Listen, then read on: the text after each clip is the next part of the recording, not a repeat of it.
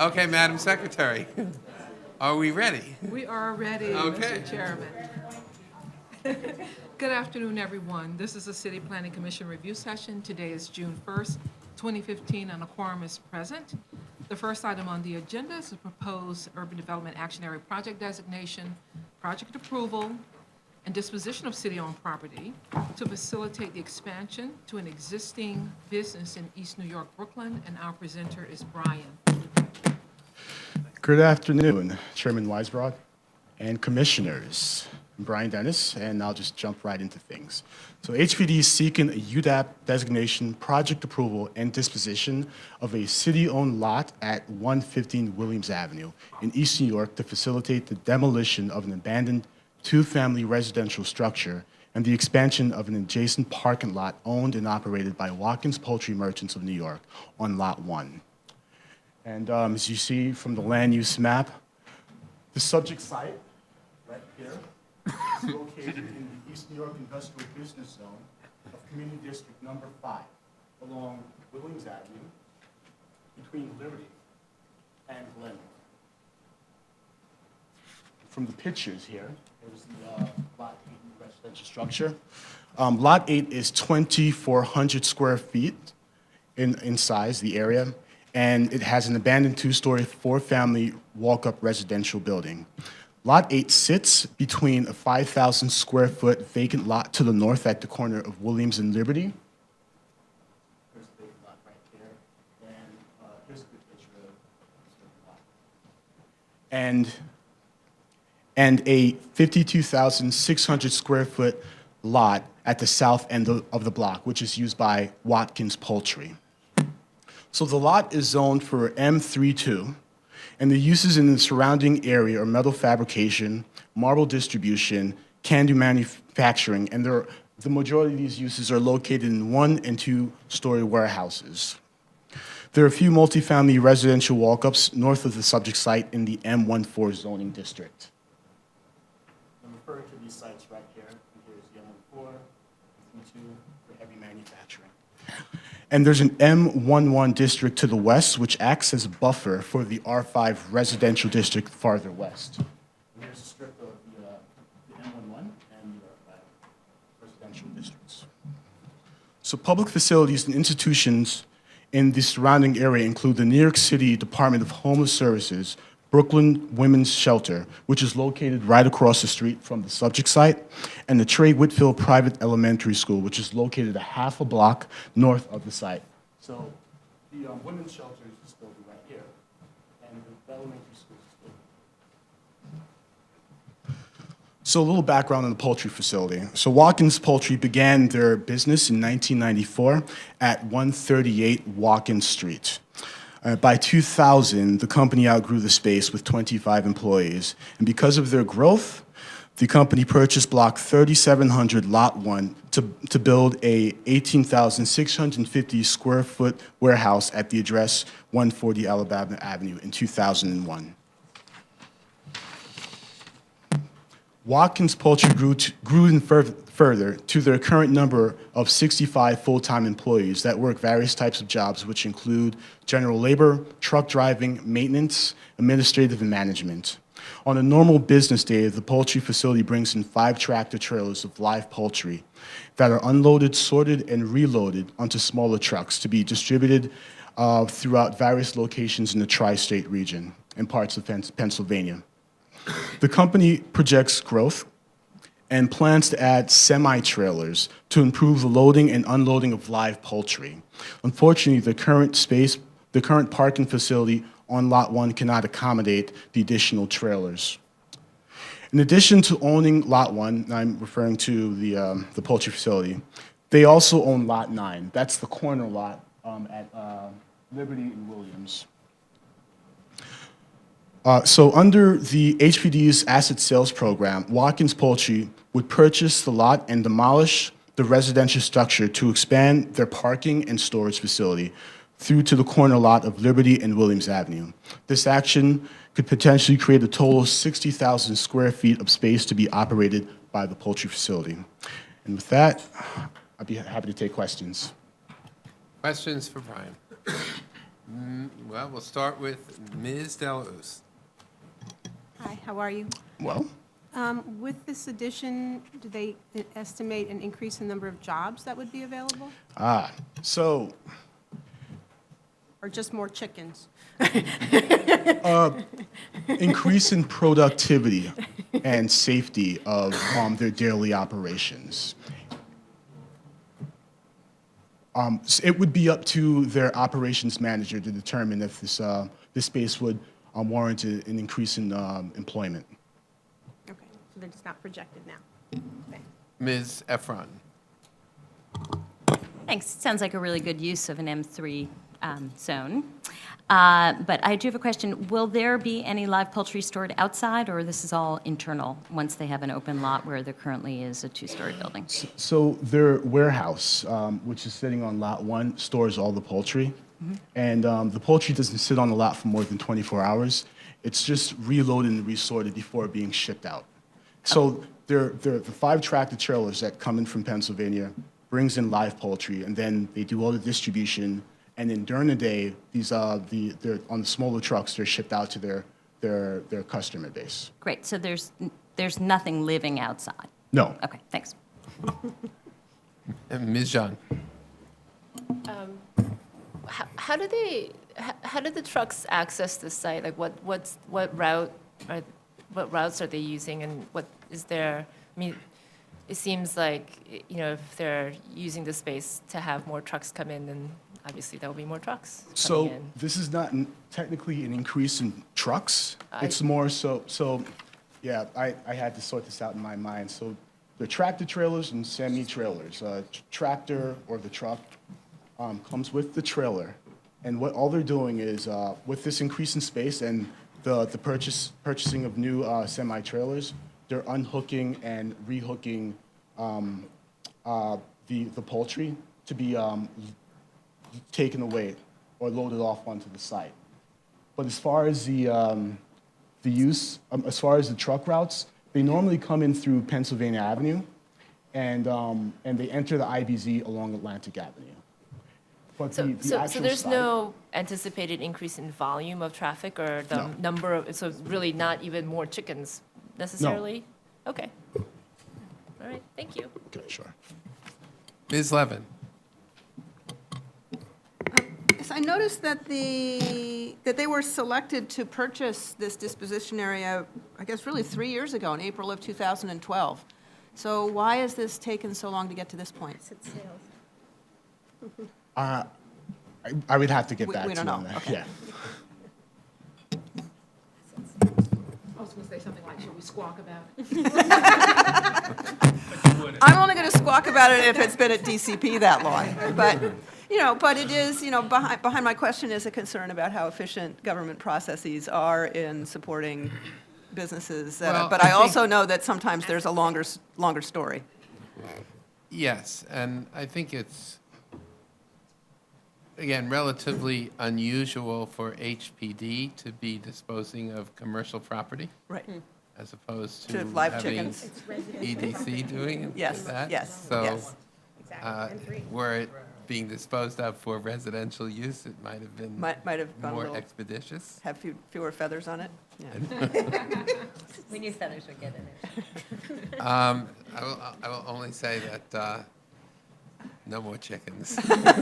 No, I would say that from our perspective, given our focus in East New York, that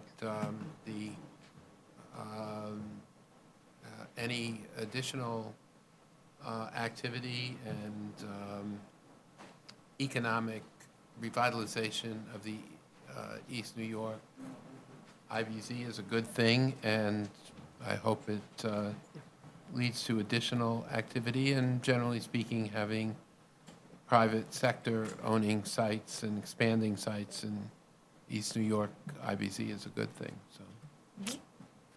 Any other questions? And as far as I know, Brian, we don't, we just ship live chickens in and ship live chickens out, is that right? Correct. Good. Any other questions for Brian? It is a lot of chickens. If not, certified, and we will see you back here in Sure, great. several Thank you. months. Thanks, Brian. Let's now move to item number 2, page 11. It's also a proposed urban development action area project designation, project approval and disposition of city-owned property, this time to facilitate development of affordable housing in Williamsburg, Brooklyn. Now, our presenter is Syed. We're on item number 2, page 11.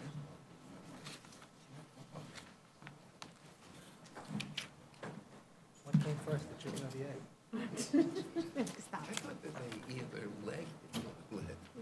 laid eggs here or they did something with it. Like, how do they not, right? They not lay eggs here, right? I mean, that's true. Okay, Syed. Good afternoon, Commissioners. Let's get away from chickens and get on to something else. No more peeps out of you guys.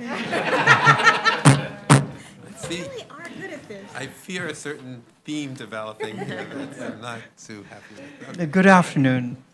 The Department of Housing Preservation and Development requests approval of a UDAP designation, project approval, and disposition of a city-owned site located at 337 Barry Street in Community District 1, Brooklyn. The proposed action would facilitate the development of an 11-story mixed-use building with 55 rental units of affordable housing. The development would also have ground floor retail and community facility spaces. The L-shaped site, you can see it here. The L-shaped site fronts 2 streets. The back of the lot fronts Barry Street, and the front of the lot is on South 5th Street. South 5th Street is a 100-foot wide avenue, and right across South 5th Street is Williamsburg Bridge. This is Williamsburg Bridge. The East River waterfront is 3 blocks to the west of the site. The surrounding area contains a mix of residential, commercial, and industrial uses. The residential uses consists of 2 to 3-story attached houses and a mix of 4 to 6-story apartment buildings. There are several multi-story loft buildings in the area which have been converted to residential use. The industrial uses consists of 1-story warehouses and loft buildings, mostly located to the west of the site along Wythe and Kent Avenues. Bedford Avenue and Broadway are 2 commercial corridors in the area. North-south Bedford Avenue is just half a block to the east of the site, and east-west Broadway is south of the Williamsburg Bridge, right here. The commercial businesses in the surrounding area include grocery stores, beauty salons, coffee shops, restaurants, art galleries, real estate offices, and banks. The area is served by B63 and B23 and Q59 bus routes, and Marcy Avenue subway stop at Broadway provides access to J, M, and Z lines. PS 84, an elementary school, is northwest of the site, and D. Wells Junior High School is located on South 30th Street northeast of the site. The project site is adjacent blocks to the east and west are zoned M12 R6, a mixed-use district. The mixed-use district permits residential FARs of 3 on wide streets under quality housing regulations and 3.6 FAR with inclusionary housing. In the mixed-use district, community facility FAR is 4.8, and the commercial and manufacturing uses are allowed to a maximum FAR of 2. Blocks to the north of the site are zoned R6, which permits residential FARs of 2.43 and community facility FAR of 4.8. HPD proposes a new 11-story mixed-use building with 55 rental units for low-income families. The ground floor of the residential building would have approximately 4,000 square feet of retail space and 1,120 square feet of community facility space. The building will have a total of 50,194 square feet of floor area with a combined FAR of 3.14. The commercial space would be provided on the ground floor of the residential building fronting on South Fifth Street, and the community facility space would be on adjacent lot. It is adjacent lot to 41. It is shown right here. It is a one-story structure, and that's where they would provide community facility space. 54 rental apartments would be a mix of 12 studios, 14 one-bedrooms, 27 two-bedrooms, and 1 3-bedroom unit. One unit would be set aside for the superintendent of the building. The development would take advantage of the inclusionary housing program. The rents for all units would be permanently affordable and would be for families earning less than 60% of AMI. 11 units of the 54 would be reserved for homeless families and individuals earning up to 20% of AMI. Another 11 units would be for families earning up to 47% of AMI, and the remaining 32 units would be for families earning up to 57% of AMI. The development would provide 14 parking spaces in the back of the building, front access through Barry Street. The parking area will be landscaped with appropriate buffers from the building and adjoining properties. Additionally, there will be storage for 28 bicycles in the cellar of the building. The recreation space for residents will be a landscape terrace on the roof of the community facility, right here, which would be accessible from the second floor of the building. There would be an additional community recreation space, recreation room on ground floor at the back of the building, and a landscape patio. All these 3 spaces combined would satisfy the quality housing requirements for recreation space for the building residents. As required by zoning, 7 street trees are required to be planted. The developer would plant 3 trees along South 5th Street, and the remaining 4 trees will be planted in the areas designated by the Department of Parks and Recreation. HPD is seeking approvals of a UDEP designation, project approval, and the disposition of a city-owned property. Upon the approval of actions, the city-owned lot would be conveyed to a developer to be selected by HPD. The approval of the proposed application will permit the redevelopment of an underutilized city-owned site for much-needed affordable housing in this neighborhood. Thank you, Syed. Questions? Ms. Deluz? So the developer hasn't been chosen yet? There is a sponsor, and it is Proceda Construction and Northeast Brooklyn Development Corporation. They have been working with HPD on this project. Good. Wait, the way you made it sound as if they hadn't been selected. Okay. And I don't know if you know this, but considering the proximity to the bridge, do we have any information about the windows and noise attenuation?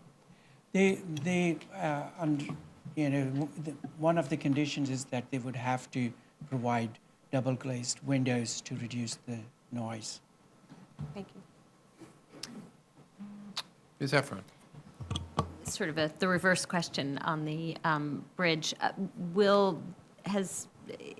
Is it clear that there won't be direct access into the viewing of those apartments from the bridge? Is there any thought to the window treatments to make sure that people on the bridge cannot see in as they're waiting in traffic on in their cars? Just a thought, given its real proximity to it. I will ask HPD. And then one other question, is the 14 parking lot, the 14-car parking lot, the minimum required under the zoning? Yes. Okay, thank you. I should just say that, as you know, we have a proposal which is not yet certified, and we're engaged in extensive conversations with many, if not all, communities around the city regarding a variety of text amendments, including one on parking. And should that those amendments be enacted, they could conceivably affect this project in terms of reducing further parking requirements, which, And if I may, that's one of the reasons I asked. Is there sufficient flexibility in the design that becomes usable space that could be additional housing? At this point, this is the proposal. It took them through 2 years to have, they have designed it and presented it. They are open to, if there is time, they would, they are open to making changes if it is possible. But at this point, that is the proposal they have, and it complies with existing zoning. Thanks. or conceivably open space, which would, either one would be presumably better than, They Unnecessary said that they are open to expanding the open space into the, That'd be a great open parking space. lot and convert parking spaces into open area. They are open to that idea, but at this point, that's what we have. any other questions for Syed? Mr. Cantor? The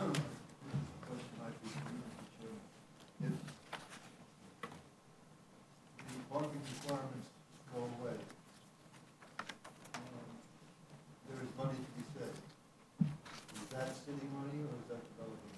Well, in this case, and actually in almost every case, because the parking requirements that would be reduced or eliminated would be for affordable or senior housing, almost all of which, if not all of which, is subsidized by the city, it would mean a significant savings in city funds that would presumably result in much more affordable housing. So the answer is it would be a big savings, not so much a savings to the city, but an opportunity for the city to redeploy its resources in a manner that could aid housing in the city.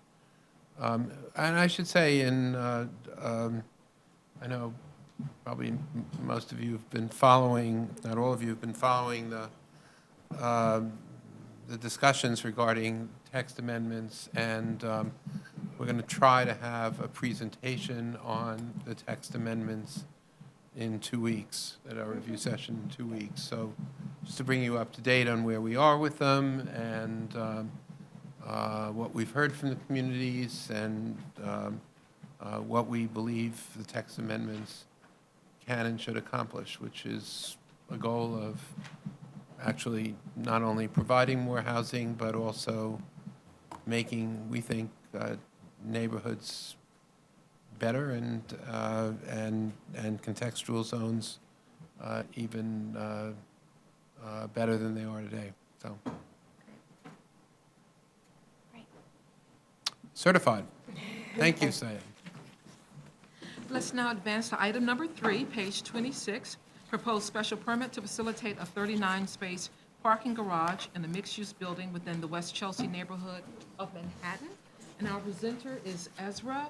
Commissioners, with your indulgence, we're going to go slightly out of order after this. We're going to go immediately to to item number 6. That property is located adjacent to this property. It's the same action. So we'll start with the application proposed for certification, which is the accessory 39-space parking garage at 530 West 28th Street, page 26. I don't even have to listen, it's got magnet.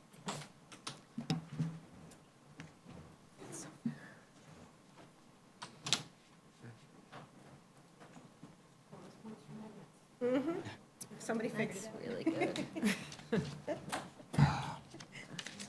Good afternoon. This is an application by WC28 Realty LLC for a special permit pursuant to sections 1345 and 13451 of the zoning resolution to permit a 39-space accessory automated parking facility in the subcellar and ground floor levels of a mixed-use development in Manhattan Community District 4.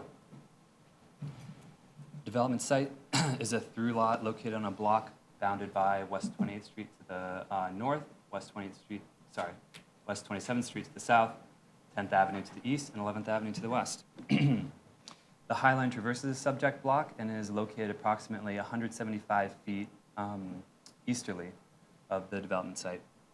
It's located in a C63 zoning district within sub-area B of the Special West Chelsea District. Special West Chelsea District covers the majority of the surrounding area between 10th and 11th Avenues and north of 30th Street, the Hudson Yards District begins. So the development site is a 19,250 square foot through lot with 100 feet of frontage on West 28th Street and 95 feet of frontage on West 27th Street. West 27th Street, from which the garage is accessed, is a narrow street and one-way east to west, and West 28th Street, onto which the garage egresses, is one-way west to east. The photos below show the development site is viewed from 27th Street. It is currently vacant. As indicated, the proposed garage will be a 39-space automated accessory parking facility located on the ground floor and subsoil levels of a 5.0 FAR, 96,225 square foot development with ground floor retail and 36 market rate units. The garage will have a 12-foot curb cut here on the northerly side of West 27th Street, again for ingress, and a 12-foot curb cut on West 28th Street for egress. As you may be able to see over here on the neighborhood character diagram, the southerly side of West 28th Street currently has 3 active curb cuts, which provide access to loading, and there is a proposed curb cut directly adjacent at the project that I'll be presenting next, 520 West 20th Street. The northerly side of 27th Street, seen down here, currently has 4 active curb cuts, all of which provide access to loading. So before I detail the garage's operations, I'd just like to quickly go over the findings for you. In the Manhattan core, accessory parking for residential uses is permitted for 20% of dwelling units, and there is also 1 space per 4,000 square feet of use group 6 retail. The proposed development would therefore be permitted 10 accessory spaces as of right, and they are requesting 39, which is 1 per dwelling unit and 3 accessory to the ground floor and cellar commercial use. Pursuant to Section 1345, the Commission may permit accessory parking facilities open or enclosed with any capacity, provided they make the following findings: that the location of entrances and entering and exiting vehicles will not interrupt pedestrian traffic associated with surrounding uses, including public facilities such as the High Line and mass transit, or with the efficient functioning of streets. Also, that the use will not contribute to or create serious traffic congestion, and that the use will not be inconsistent with the character of the existing streetscape. Where it serves the needs of a predominantly residential development, the applicant must also make the findings of Section 13451 that the number of spaces proposed is not excessive in relation to recent trends in close proximity to the proposed facility with regard to 1, the increase in the number of dwelling units, and 2, the number of public and accessory parking spaces. So in sum, to make these findings of 13451, during a 10-year look-back period, within 1/3 mile of the site, the net increase in parking spaces relative to the net increase in dwelling units cannot exceed a target ratio of 20%. The applicant's analysis found that the ratio of parking spaces to residential units would be 4% without the proposed development and 5% with the proposed development, both of which are well below the target rate of 20%. So now back to the garage's operations. Entering motorists will approach on West 27th Street and traverse the 12-foot curb cut and pull into a one-way enclosed driveway that runs along the eastern lot line of the facility. They will pull up after 165 feet and stop at a stop sign that also has a left turn only signal that's illuminated when the garage is ready for incoming vehicle. I also want to note quickly that the garage provides reservoir space for 10 vehicles. So when the left turn only sign adjacent to the stop sign is illuminated, the driver will turn left into a 15-foot by 27-foot entry bay, park their vehicle, exit the entry bay, and request that their vehicle be parked at the subcellar level via an electronic kiosk. Sensors will detect that all users and personnel are clear of the entry bay, and then it will automatically bring it to the subcellar level, where it will be parked by one of several automated guided vehicles. The average time that it takes to process a vehicle and be ready for another incoming vehicle is 90 seconds.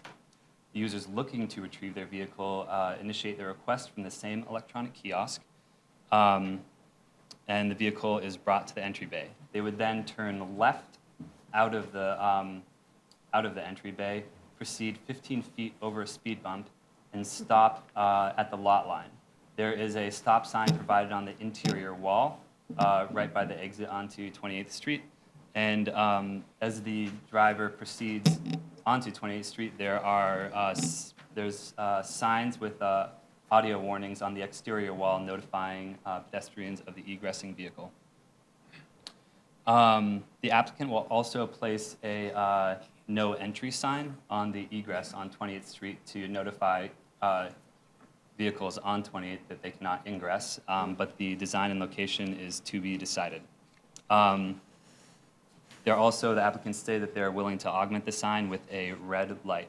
In the event of a mechanical failure, or should the computer-based operating system crash or get stuck, building staff will be able to restart the system, and the computer system can also be rebooted remotely by the company Parktronic, who manufactures the automated system. And should one of the automated guided vehicles, which are essentially like robot valets, should one of them go out of service, the other ones can continue to operate until the broken one is fixed. And Parktronic, the company, also provides guaranteed maintenance service within 2 hours with an average response time of 30 minutes, should anything go wrong. Any questions? Questions? Mr. Cirillo? Just a clarification on so it's a one-way, one lane in from 27th if you went through to 28th. Correct. And just because knowing the often driving patterns of people who just want to get into a parking garage and given other reasons, what will prevent, if it's just a sign, it's just a sign, but what it will prevent someone turning in from 28th if they are trapped going around and traffic is horrendous? I mean, there are many garages with more than one entrance point, and people tend to use any entrance point possible. So I understand what they're planning for the people exiting the building and for pedestrian safety and traffic safety. But what mechanisms may be considered for preventing someone from turning in from 28th into a one-way that's really coming out? And I didn't even suggest that question. Yeah. So the applicant has said that they would be willing to, they'd be willing to explore putting a stop gate in or roll down gate or something to that effect if that's one of the commission's requests. Okay. I will note, however, the building is, the main residential lobby is actually accessed through this driveway. There is what appears to be an ADA accessible entry to the residential portion on 27th Street, but this is the primary lobby and entrance here. So the residents will be walking into the parking garage driveway? There is a sidewalk provided, I believe, for them. I understand. Okay. But it's, So, okay.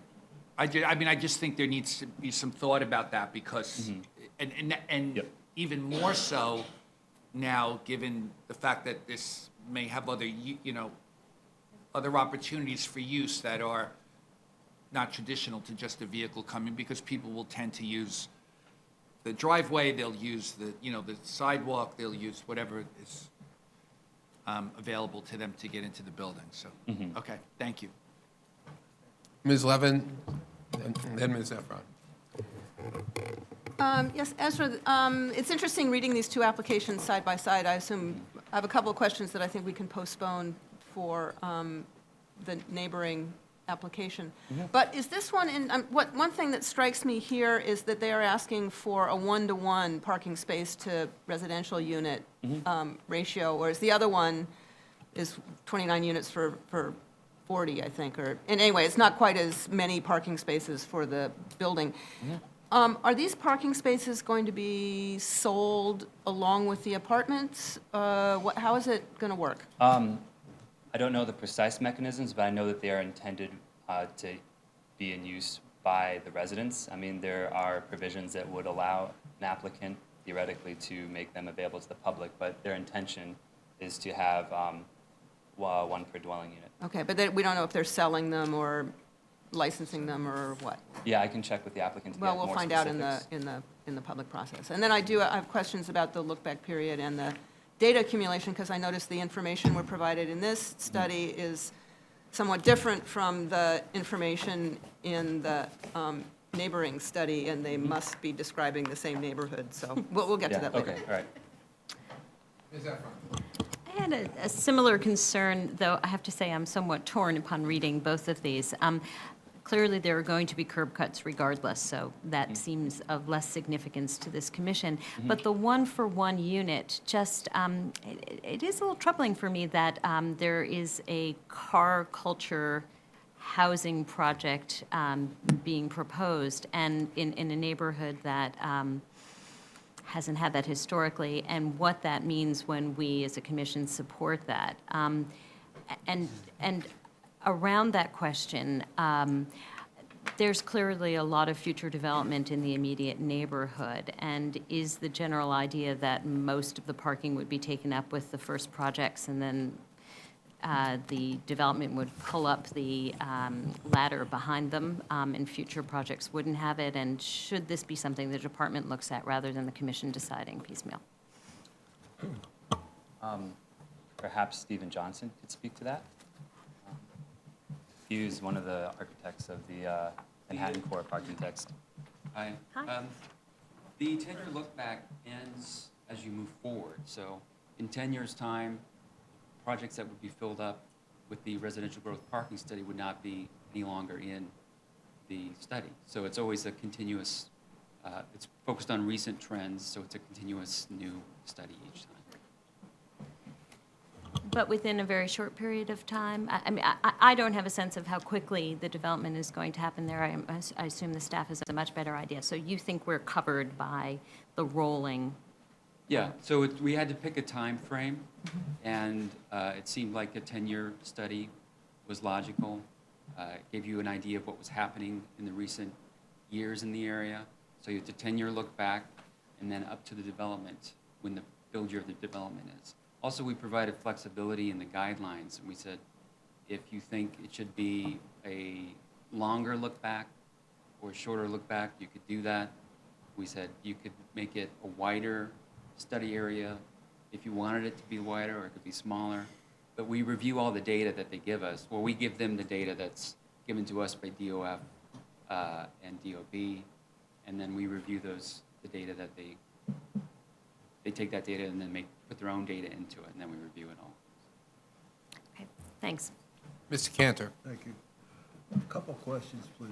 Yes. First of all, is that curb cut within 50 feet of the side of the end of the block? No, it is not. There's approximately 175 feet to the High Line, and then I believe another 50 to 100 feet to the intersection with 10th Okay, so Avenue. the 50-foot issue is not an issue. Nope. Question. Yep. My experience over the years with parking was that for self-parking, it takes like 300 square feet a car. For attendant parking, it's somewhere down around 200. You can go a bit higher when they have to remove columns and stuff.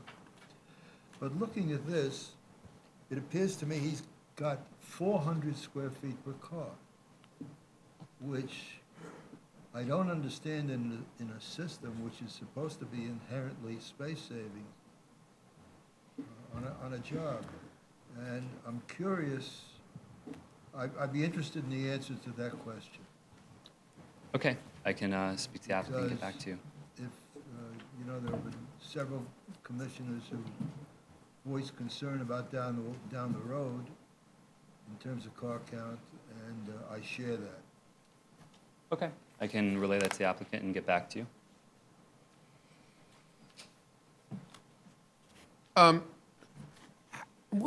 When a car comes either in at 27th Street or out at 28th Street, this is in the second subcellar is where the garage is actually the car will be in the second cellar, right? Yes, the subcellar level. But the dwelling area and the driveway out are all uniformly at grade? Yes.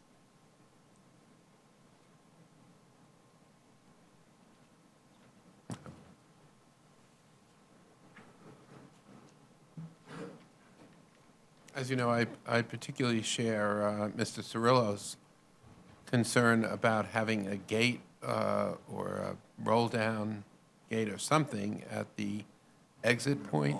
Just seems, because someone is going to go in there irrespective of signage, absent that.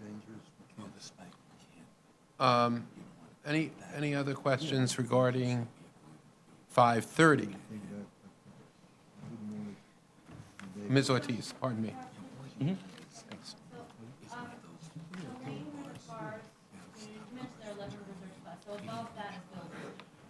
Yeah, it's an enclosed driveway, and there are 10 reservoir spaces.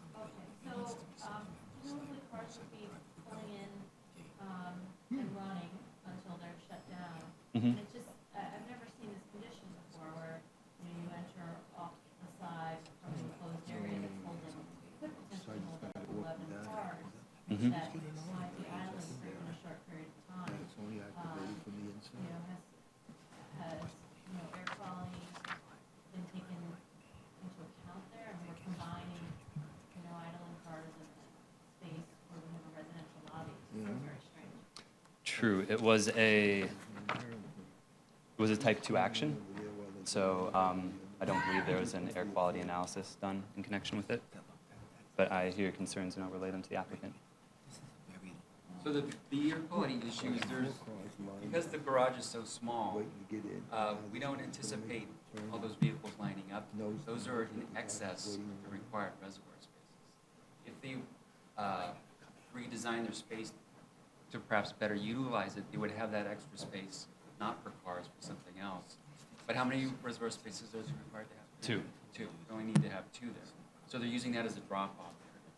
So there shouldn't be much idling in such a small garage, and they have the required amount of reservoir spaces. True, but we are creating a condition that allows for something that might be preventable. We'll ask the applicant to look into that issue. What? Clear the air. I was going to say something about peeping Tom with respect to your question earlier. Any other questions about 530 before we move on to 520? If not, 530 is certified. I'm sure we'll hear more about this. Great. Thank All you. right, so we'll now go a little bit out of order. Let's go to item number 6, page 184. It's a Manhattan pre-hearing application for a proposed special permit to facilitate 29 accessory parking spaces in the adjacent building at 520 West 28th. Here's our presenter again. Item number 6, page 184.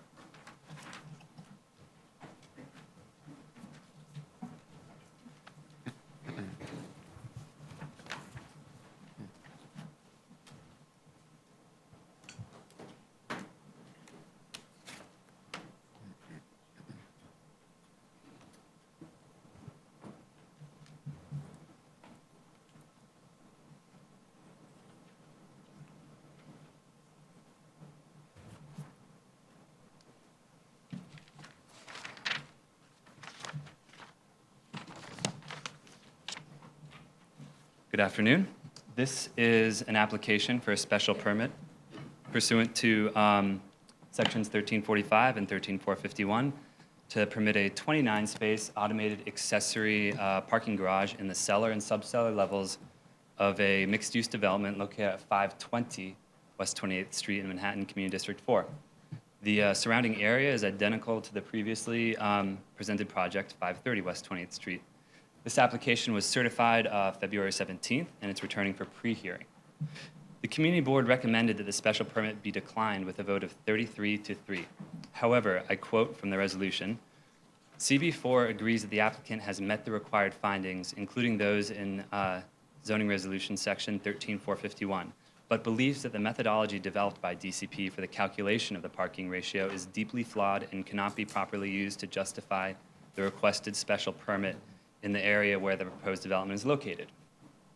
The borough president voted to recommend approval of the application without condition. From the borough president's recommendation, she states that DCP should continue its encouraging work of improving the guidelines for these special permits to take into account a more robust set of factors, such as the supply of parking prior to the 10-year look-back period and the current capacity and utilization rate of parking facilities in the neighborhood. Furthermore, the CPC should evaluate whether additional findings are needed to ensure that these factors, as well as access to mass transit and distance from arterial roadways, can be considered when evaluating special permits. However, the borough president notes that, were we to apply these more robust set of conditions to the application, it is likely that it would still be considered appropriate. At certification, the commission had two outstanding questions. One was, what happens if there's a mechanical breakdown in this otherwise unattended garage? The applicant states that should the system crash or get stuck, building staff will be trained to reboot the system akin to restarting a desktop computer. And the computer system can also be rebooted remotely by Parktronic, the company manufactures the system, staff.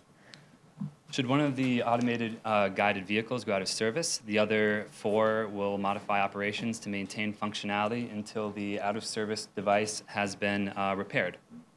And if the failure is mechanical in nature, Parktronic provides a maintenance team that will have an average response time of 30 minutes and a guaranteed response time of no more than 2 hours. The other question that was asked was, what is the potential for pedestrian and vehicular conflict? The applicant states that the garage will have limited use even at peak hours, and furthermore states that, well, there's a public stairway providing access to the High Line located on the south side of West 28th Street near the northeast corner of the development site. Much of the pedestrian traffic accessing that public stairway will not cross over the area of the curb cut on the proposed garage. This is because the majority of pedestrian traffic utilizing this access will be coming from 10th Avenue or further afield, where mass transit facilities such as the ACE subway station exist and the entrances to the closest M11 bus stop. A High Line access easement volume has been provided on the zoning lot. This will eventually replace the existing stair. This is the location of the current stair, and the High Line access easement is somewhere on this tax lot, approximately 50 feet further east of the existing point of access. So therefore, once it's built and this is decommissioned, pedestrians looking to access the High Line will be going to a point even further east of the curb cut, which is over here. Any questions? Ms. Delausse. I'm just wondering if the staff have any comments specific to both CB4's points that they made and the borough president's recommendation about whether or not we need to look at the factors related to the 10-year look back. Or if you think we're covered under the existing Right. rules. Sure. So just briefly, prior to the passing of the Manhattan Court Text Amendment, there was no looking at this data. There was nothing to look at. It was just a congestion finding, so there was nothing to look at. So what we've included in this is this methodology where we can try to determine what the amount of parking has been in the area, what's the amount of residential units, what's the growth, and we're trying to match it more closely to residential growth because we don't want to provide parking for people to commute in as much. So their response seems to focus on this 30% number. So the 30% number that they're quoting is, we say, for the parking garages or the parking spaces that were lost in this look-back period, you can only count 30% of those spaces as residential because you weren't a predominantly residential area. Right. And we think that's probably a pretty fair assessment. You know, we can't micromanage each garage street by street and find out what exactly is each one of them. But we are looking at the whole area, and you know, Chelsea is more residential than Hudson Yards used to be, for example. But the 30% number is, I think, what they're taking exception to, I think, for the most part. And we say in our guidelines that, you know, if you can come up with a better percentage, if you can make an argument, we'll look at that and we'll see what you have to say. And we say that to the applicant too. If you think that garage was 50% residential, show us how it was 50% residential and we'll consider it. So I think we've tried to make things flexible, and we're not trying to be stringent about how these things work, but I think that's what our general response would be. Thank you. Ms. Levin? Well, just to follow up on that, I think the community board's concern about the 30% really focuses on the extreme differences between the populations in Community District 4. The 30% is derived for the entire Community District 4, and it's essentially, the residential populations are essentially Chelsea and Hell's Kitchen. Chelsea, there's very little residential parking in Chelsea before the Highline rezoning. Many of those blocks that were used, many of those sites that were used for parking were commercial parking. They were people going to Madison Square Garden. They were commuters, and honestly, they were taxpayers for the property owners who weren't holding them for parking because parking was the best thing to have there.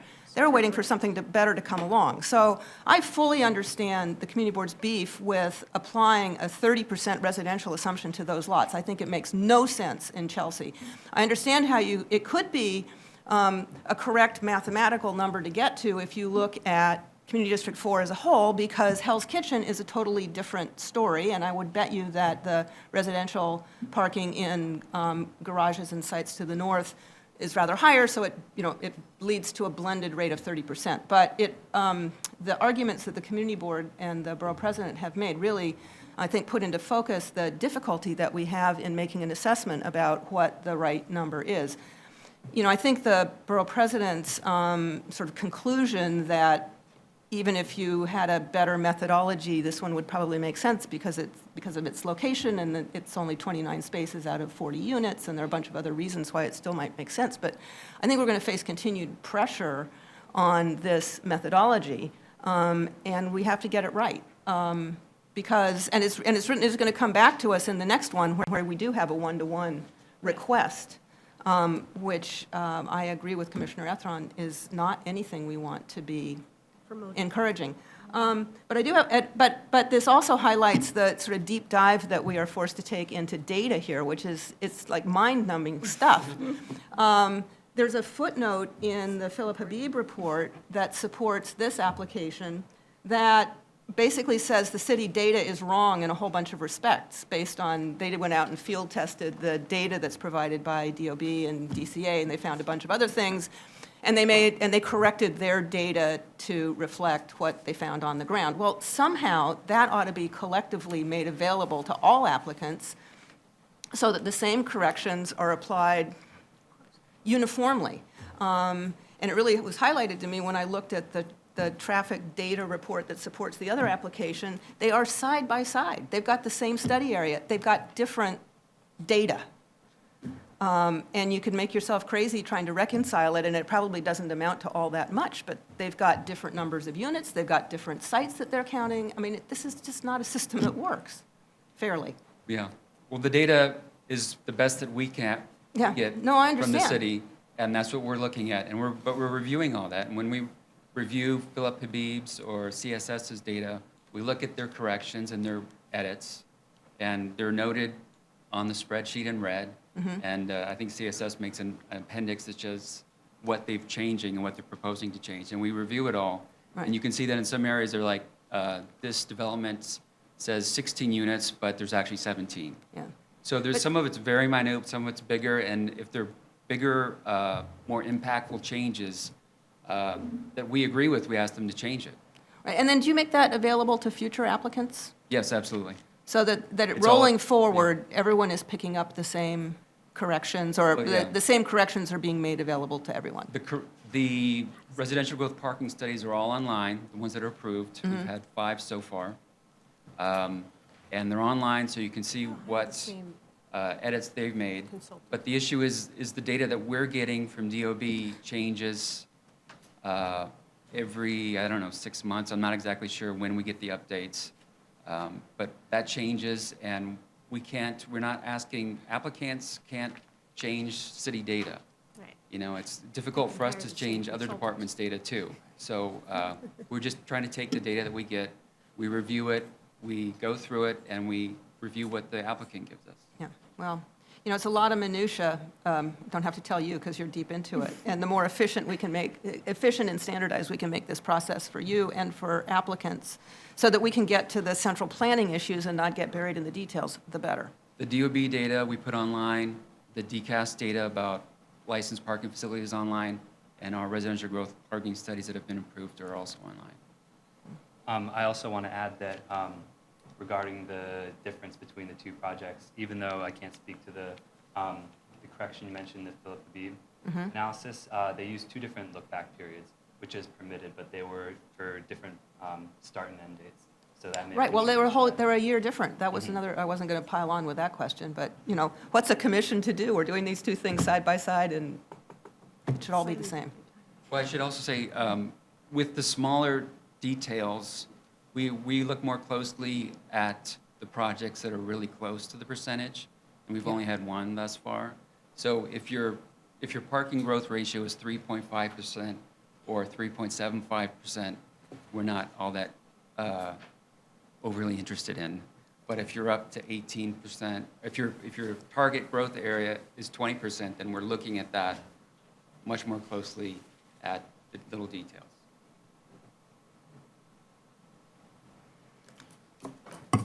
Any other questions for either Ezra or Stephen on this? Yes, Ms. Efron. Just thinking this out loud, and I apologize for the unedited version of it, but so the increase in size of apartments actually helps in a traffic study because there are fewer units, right? I'm sorry, could you repeat So, that? so as the size of apartments that we're looking at continues to grow somewhat Number of units. exponentially. The No, number of units. the size of the units, the square Square footage of the footage. units, that actually has an effect on the parking study, right? Because you're looking at units as well as We're parking looking at the spaces. number of units, the net number of units, and the net number of parking spaces. But Not square footage. Not the size of the square unit. footage of No, but the net residential. units for the same amount of square footage. So it does actually count. Okay, sorry, thank you.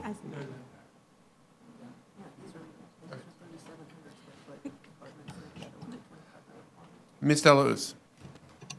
And is it safe to say that there's a handful of consultants who do these studies? So even though the city data isn't updated, but ever so often, they are looking all pretty much at the same data for the same period?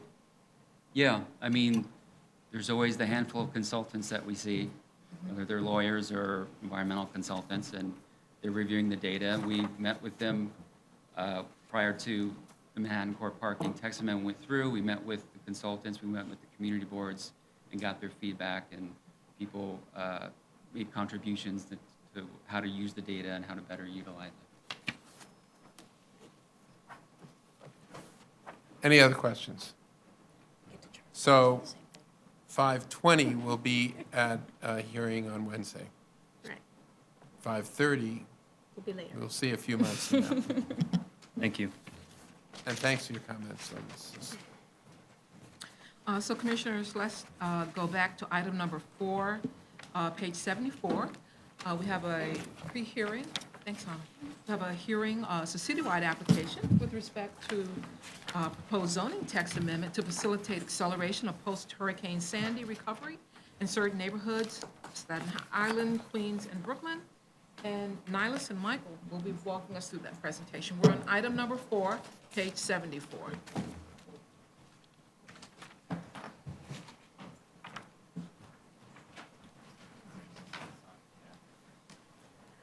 Is there someone who could log us in here? Someone who could log us in?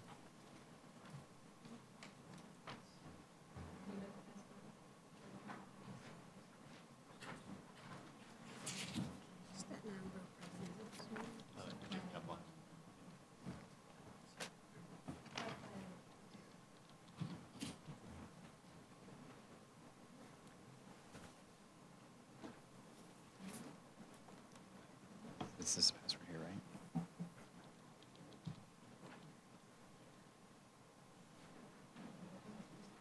No.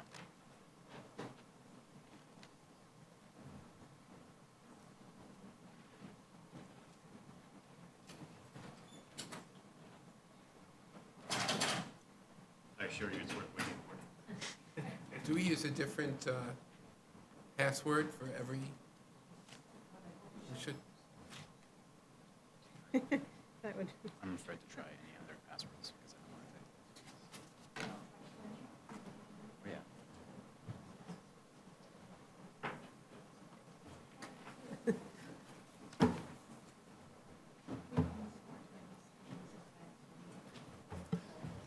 yeah. Jackie, why don't we, while someone searches for the password, why don't we go on to the next item?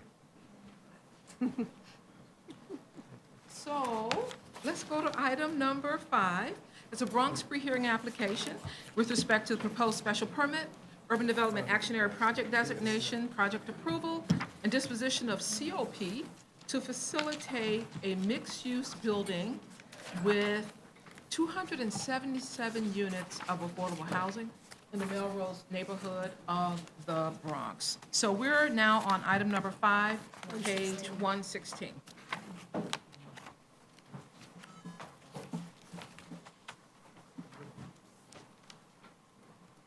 Our presenter is Benita. Good afternoon, Commissioners.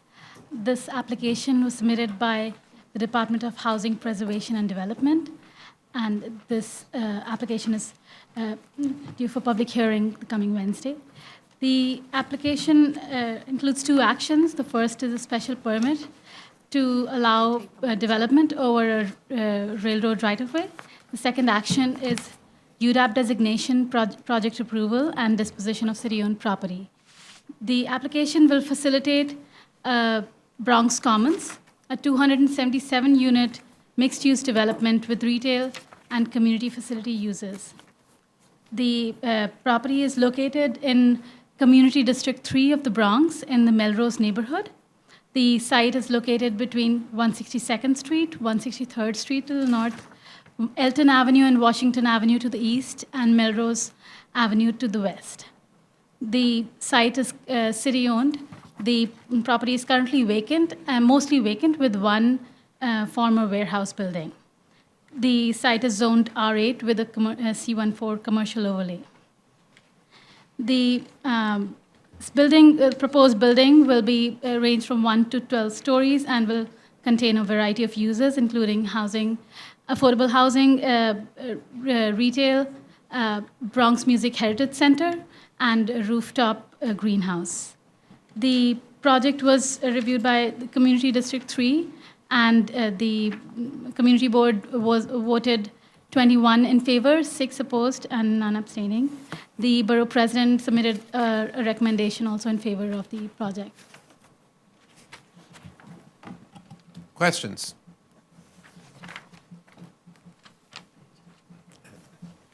I knew if we waited long enough before closing it out. Ms. Ortiz. Excuse me.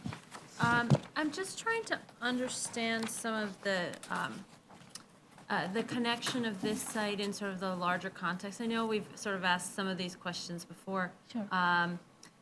So there's site B and C are intended to complement each other. Yeah. And so it's helpful to sort of think of them, and how they'll work together. And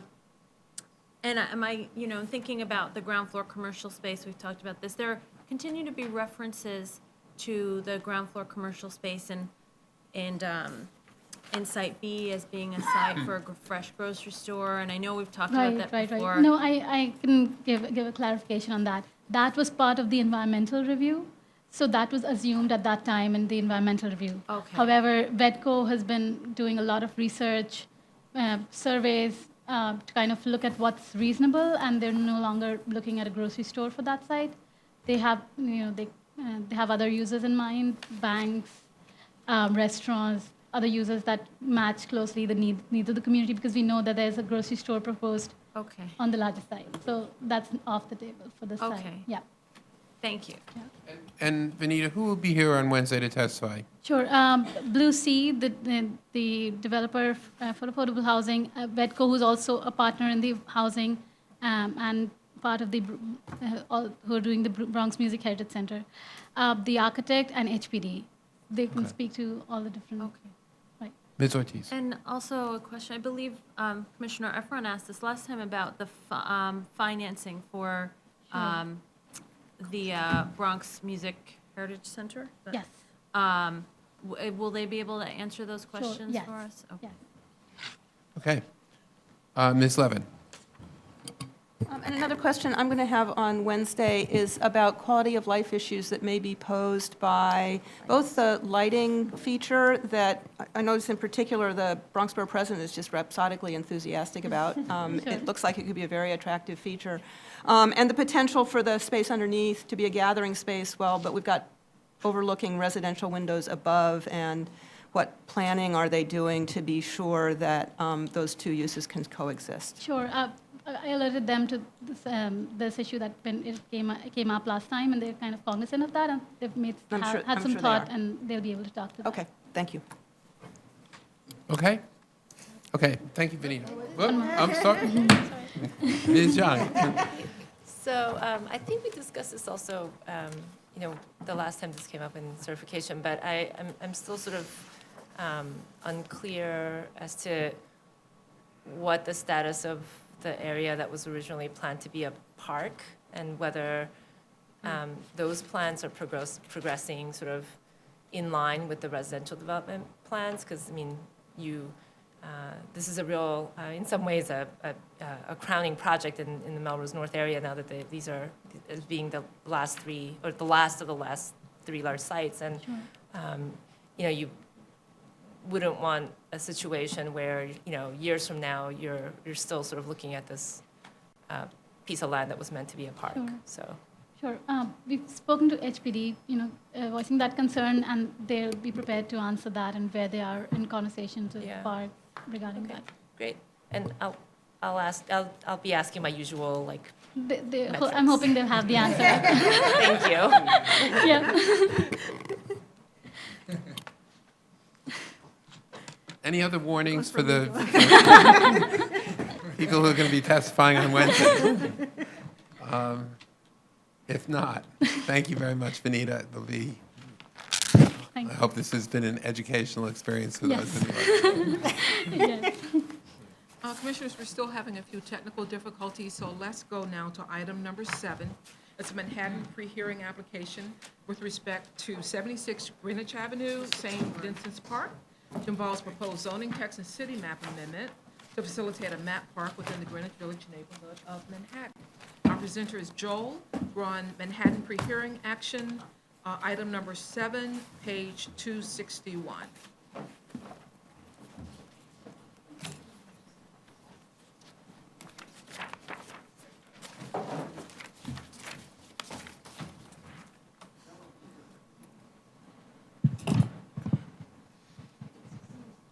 Okay. Good afternoon, Chairman. Good afternoon, Commissioners. So this is this application is returning as a pre-hearing item after its review by Manhattan Community Board 2 and Manhattan Borough President. It is for a change in the city map and a text amendment applicable to the West Village Residences large-scale general development.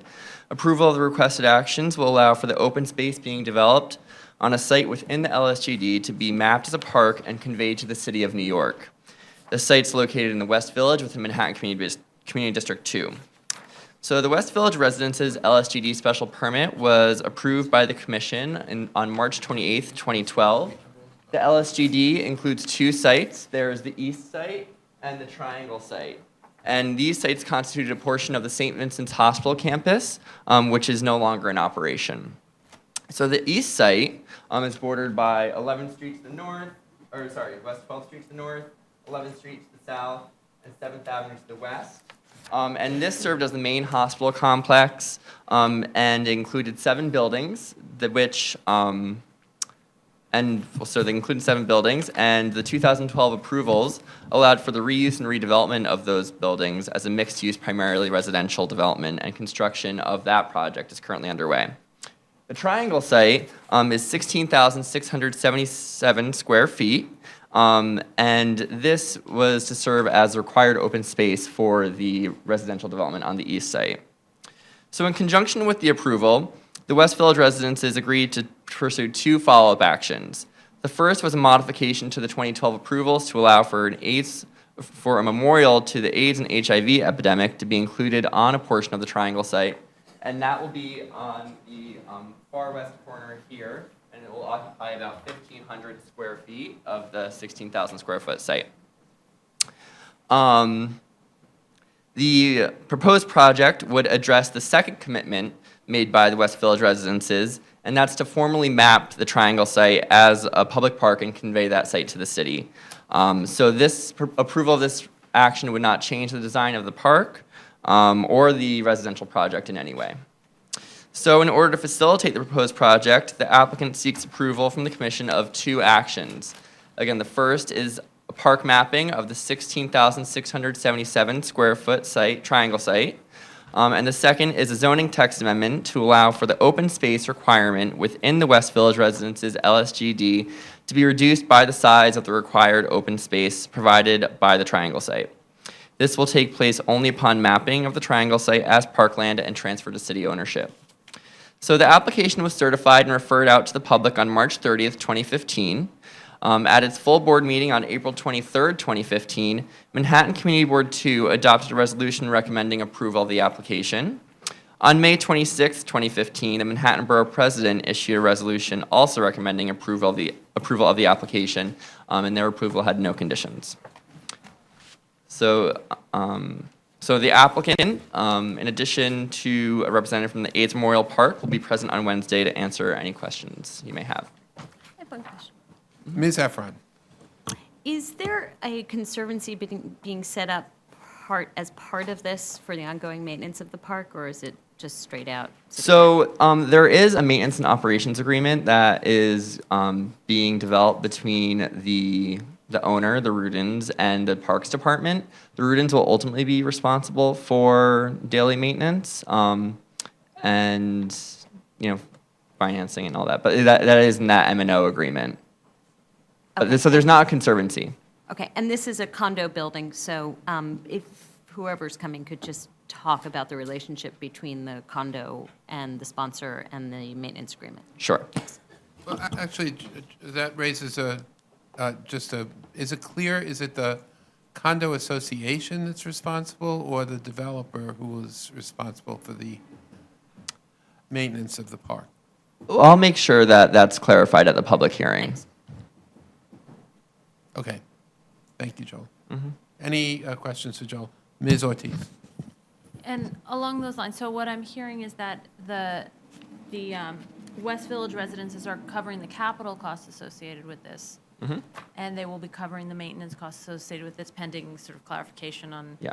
Is it, okay. Yeah, and so that's right, they'll do that. And then Parks will be responsible for any kind of necessary major repairs that need to be made to the park, but Any not additional capital. Exactly, yeah. If they need to replace something, but in terms of the daily maintenance, it's not on the Parks Department. But again, we'll make sure that this is clarified.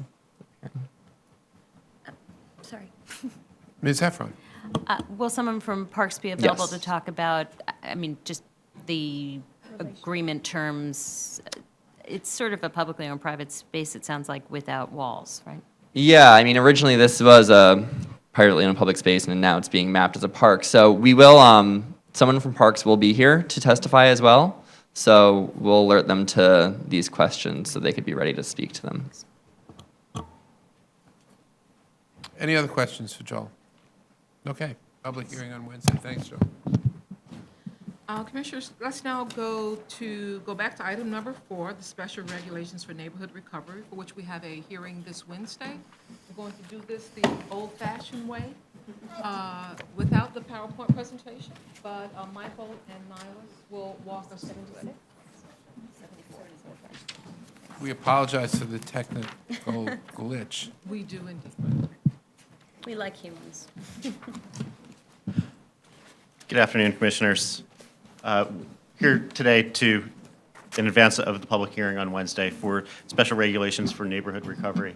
Before going into the comments received during the public review thus far, I wanted to take a moment to discuss the special regulations for neighborhood recovery in the context of the resiliency work for the city overall, to understand the importance of this work. The special regulations for neighborhood recovery is a text amendment which DCP has developed in collaboration with the Mayor's Office of Housing Recovery Operations and the Department of Housing Preservation and Development, who jointly administer the Build It Back program.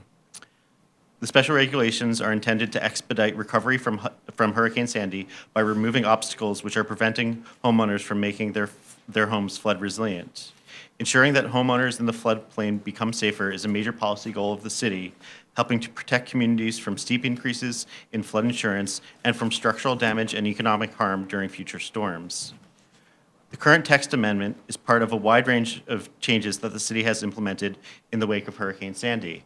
As many of you are familiar and that have been presented before the board, before the commission as well, including the Special Initiative for Rebuilding and Resiliency, the plan that laid out the city's resiliency approach overall, building code changes, including the adoption of the preliminary flood insurance rate maps as part of DOB's proactive adoption to make certain that construction within the city is built safely, and an update to Appendix G of the building code that update the standards to flood resilient construction for all buildings within the floodplain. We also had several actions of zoning and land use changes, including an executive order that was passed in the immediate aftermath of Hurricane Sandy. City planning worked with the mayor's office to write an override which lifted a number of zoning impediments which were hindering recovery work, as well as the flood text amendment, which was passed in 2013, which codified in the city's flood resilient text amendment, which set forth permanent zoning relief for existing buildings and long-term regulations for new development. Also, most recently, the city released One NYC, which updated the city's resiliency framework. Finally, I would also note that in 2016, we anticipate Flood Resilience Text Amendment 2, which is a longer-term study on the issues of the city's flood zone and additional measures that we need to address these issues. Longer-term solutions will be implemented when the citywide zoning flood text amendment is updated and made permanent through ULURP, anticipated in 2016. The special regulations for neighborhood recovery is providing urgently needed zoning relief that would otherwise impede recovery work. Housing recovery operations and housing preservation and development have been invaluable in identifying the problems which we have designed special regulations for neighborhood recovery to address, and the text amendment has received robust public support during public review. Let me now turn it over to Nihilus Klingel from the Zoning Division to walk through a brief overview of these provisions, as well as the results of the public review thus far. Thank you. Good afternoon.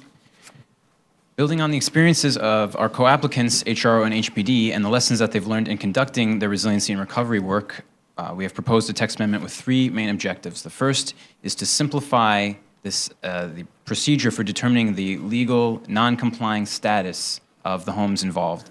The second is to establish, in the case of reconstructions, a new contextual zoning envelope. And the third is to eliminate obstacles that have been encouraging homeowners from leaving the Build It Back program. As Michael mentioned, these regulations are designed solely to facilitate recovery of existing housing stock from Hurricane Sandy and are not intended to replace or inform city planning's long-term planning goals in these neighborhoods. So to this end, these regulations have limited applicability. They are temporary provisions which will only be in effect for 5 years from the date of adoption.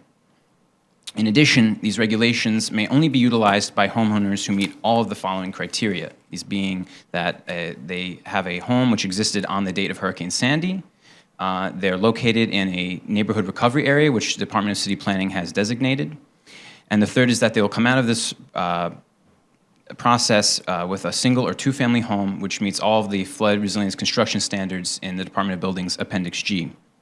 Finally, I should note that these provisions are entirely optional, meaning that homeowners can continue to utilize the as-of-right regulations that are currently in effect in the flood zone.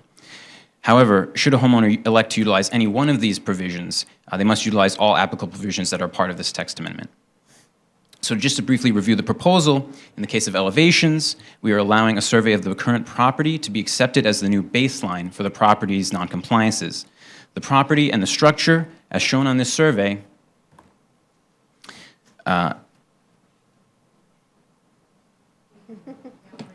We have it. Starting to work now?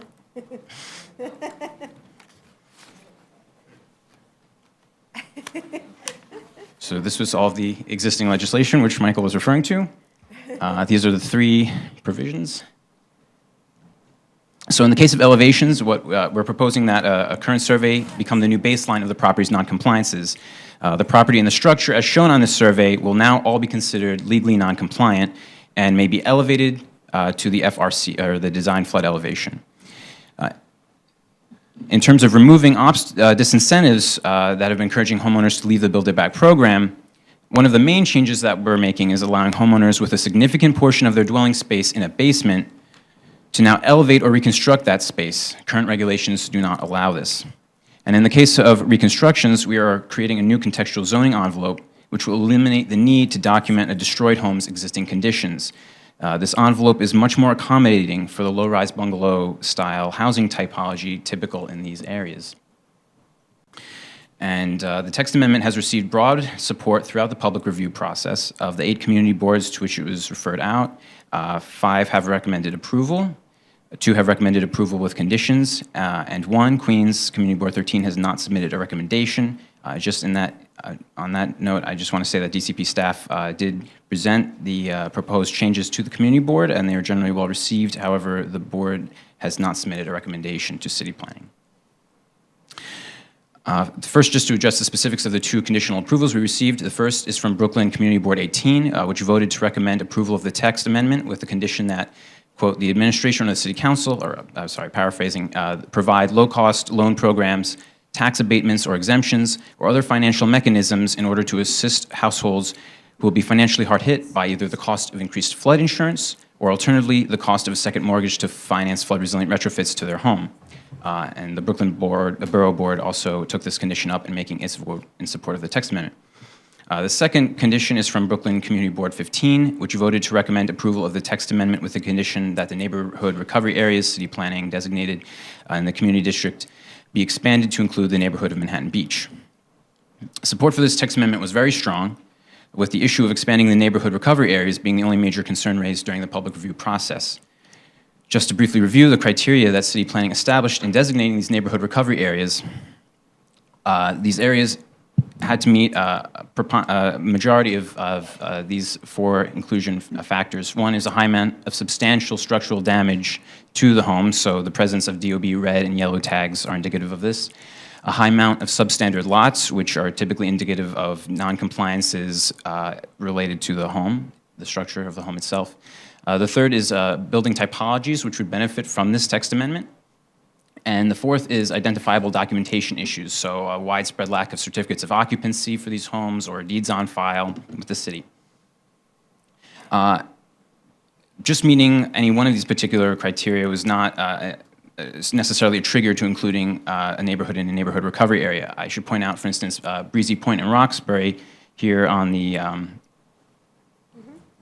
western tip of the Rockaway Peninsula, probably have the highest number of substantially damaged homes in the city, however, weren't included in neighborhood recovery area because they don't have the same sort of documentation issues as other neighborhood recovery areas. Upon receipt of the conditional approval by CB15, the zoning division conducted a rigorous analysis of the properties in Manhattan Beach. Of the approximately 1,100 properties in the flood zone, 14 of these homes are in build-it-back elevation or rebuild pipeline. Additionally, while Manhattan Beach was greatly impacted by Hurricane Sandy, few DOB damage tags were issued in the neighborhood. In the wake of Hurricane Sandy, 13 yellow tags indicating some structural damage and 1 red tag indicating severe structural damage or destruction. The neighborhood is characterized by homes of higher construction quality on larger lots than other neighborhood recovery areas, which are often characterized by former summer bungalows converted to year-round occupation. City planning also found that these homes are well documented with, in most cases, both certificates of occupancy as well as deeds available online from the Department of Finance's ACRIS database. Based on these characteristics, the department concluded that the inclusion of Manhattan Beach in this text amendment was not necessary and that the major obstacles plaguing broad recovery in other areas affected by this text amendment are, thankfully, not present in Manhattan Beach. Homeowners in Manhattan Beach, just as homeowners in any other part of the flood zone, can still utilize the regulations adopted by the City Planning Commission in 2013 in order to elevate or rebuild their homes in accordance with the latest flood-resistant construction standards. I also want to note that further lessons learned during the recovery and resilient work in the coming months will be incorporated into the update of the 2013 Flood Resilience Text Amendment, which Michael mentioned we anticipated to enter public review in the first quarter of 2016. At the public hearing on Wednesday, we expect to hear testimony from our co-applicants on this text amendment. Amy Peterson, the director of the Housing Recovery Office, will speak, as well as a representative from the Department of Housing Preservation and Development. We anticipate that representatives from the Department of Buildings and the Board of Standards and Appeals will also be present to speak to their support of our proposed changes. We have received written testimony from the Broad Channel Civic Association enthusiastically supporting this text. And finally, we anticipate that there will be several homeowners currently in the Build It Back program who will testify about how this text amendment is making it possible for them to finally elevate or rebuild their homes and move into their homes for the first time since Hurricane Sandy. And I'll be glad to take any questions you may have. Questions? Ms. Delauze. Glad we resolved our technical difficulties. Yes, thank you very much to the technical department for fixing that. Helpful. I'm just wondering, should we also expect representatives or residents from Manhattan Beach to be here? And I'm just wondering if they've already kind of heard a bit of the feedback about why that neighborhood doesn't quite meet the criteria, and despite, especially since we have the recommendation from the borough president.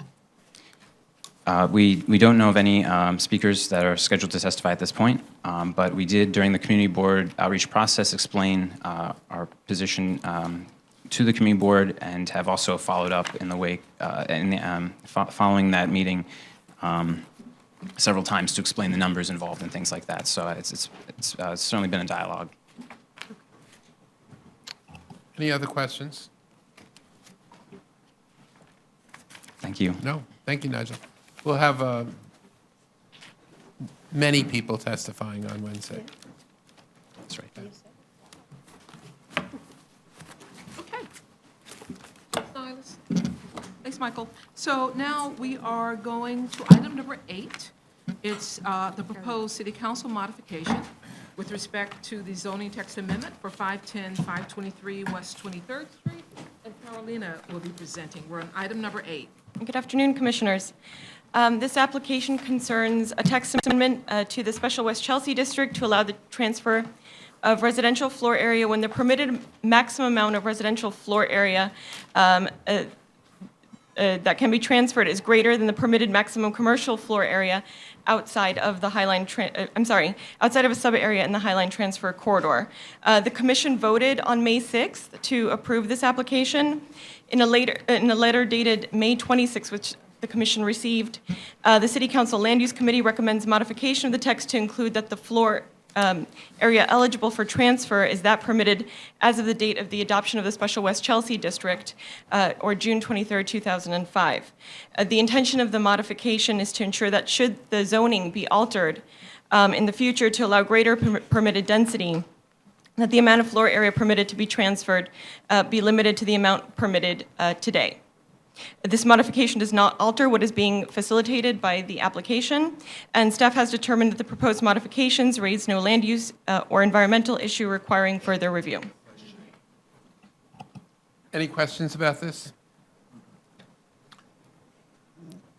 Okay, by a show of hands, we will tell the city council that we have no land use issues in connection with this. Thank you. Well done, Carolina, that was.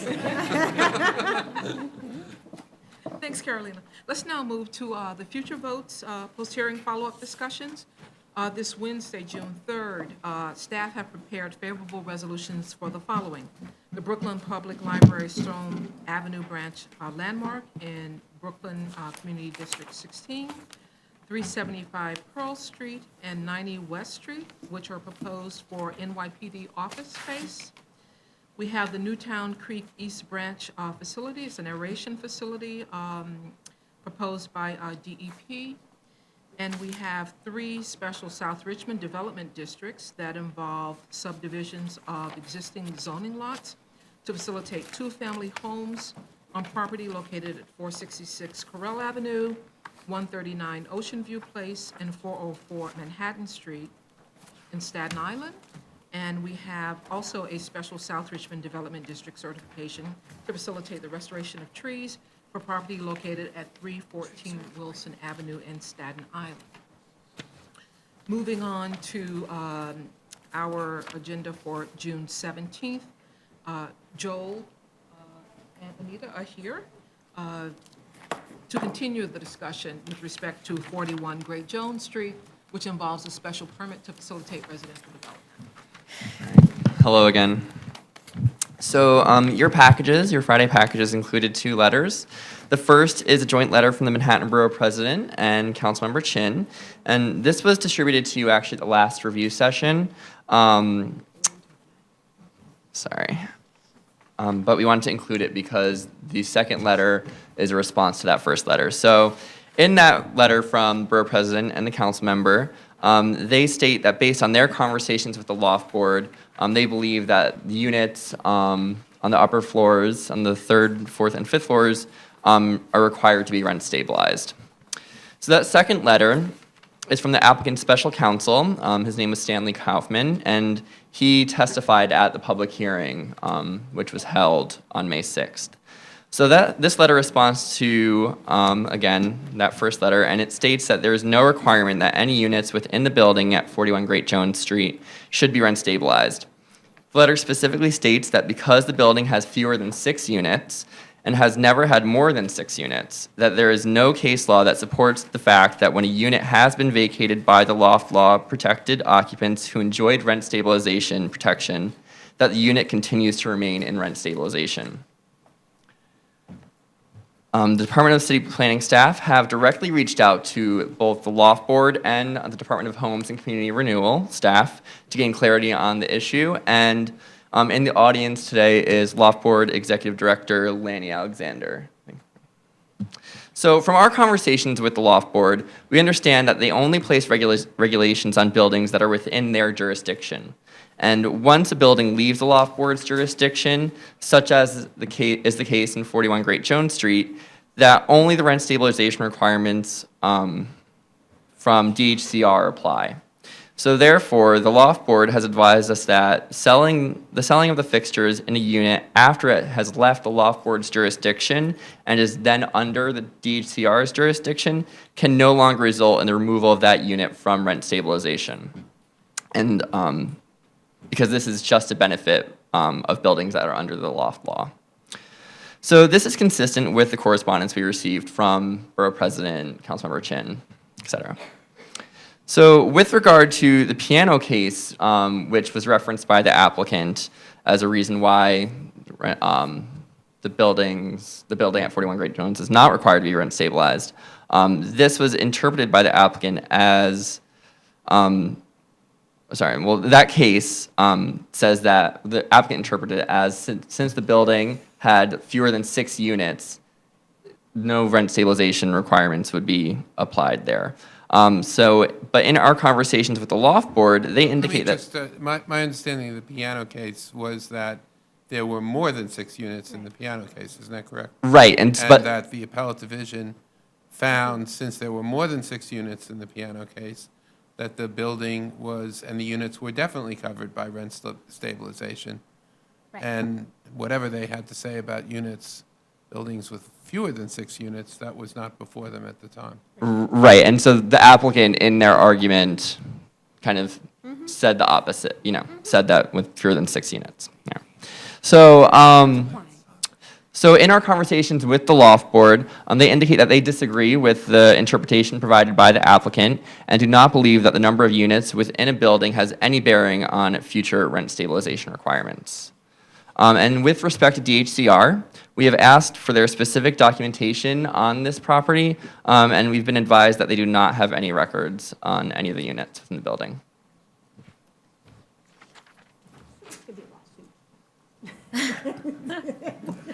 Unhappy buyer of a property. Questions for Joel? I have. Ms. Efron. And Mr. Eady who has the most cosmic question, but go ahead. Very uncosmic question, very technical question. How did it leave the loft board jurisdiction? How it left in '93, but I think. Well, Yeah, my that'd be assumption great. is that it leaves the loft board's jurisdiction at the moment that a protected building tenant. is legalized. So when a building gets a certificate of occupancy, doesn't it leave? Not the moment that it's legalized. I'm Lanny Alexander, and I'm the executive director of the loft board and the general counsel, and Come on, please. the building was removed pursuant to a loft board order. And the order was in 1991, I believe. It didn't actually leave our jurisdiction until later because there was litigation afterwards. But we did set the rents for those 2 units, the 3rd and the 5th floor. The 4th floor, you had asked for some information, some historical information about these units. Are you still interested? Yeah. Sure. Okay. The 4th floor in our database shows that it was abandoned and reverted back to commercial use. However, we didn't have corresponding order. There needs to be an order that declares it abandoned. We couldn't find one of those, and we think that this was wrongly entered into our system. And in fact, we found a harassment termination of a finding of harassment that occurred in which we saw that the 4th floor unit was actually, the rights were purchased in 1983 for the 4th floor. And then it was converted back to commercial. As we always do, we sent an inspector there to confirm that all of the residential fixtures had been removed, and therefore it was no longer considered to be required to be residential. So that one was no longer residential, but the other 2 remained residential.